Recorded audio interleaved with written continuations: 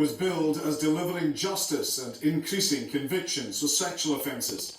But today the Scottish Government decided to drop controversial corroboration reforms, which would have meant an end to the centuries-old rule of evidence having to come from two sources.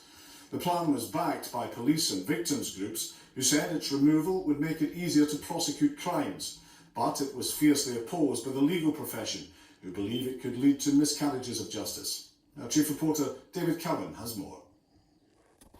Corroboration has been around for centuries and it's proving very difficult to kill off. The Scottish Government had asked a group of experts to consider what safeguards should be put in place if it was abolished. They've now advised that it shouldn't be abandoned altogether. The next item of business is a statement by Michael Matheson, forcing the Government to drop its plans for abolition for the time being. The Scottish Government still believes that there is a case to be made for the abolition of corroboration requirement.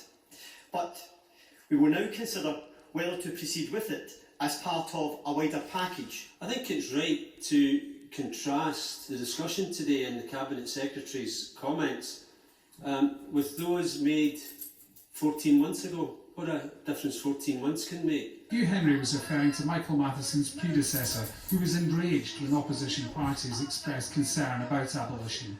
If Labour know that Cabinet Secretary, will sit down. But Kenny McCaskill's gone, and for the moment, so is his plan.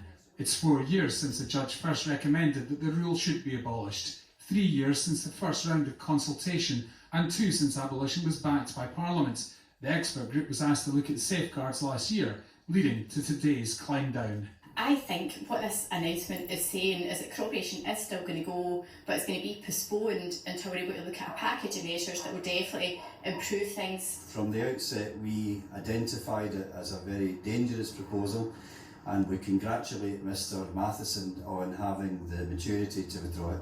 The expert group made other recommendations. They want all formal police interviews with suspects recorded by cameras, and for the first time in Scotland, research carried out on how juries reach their decisions.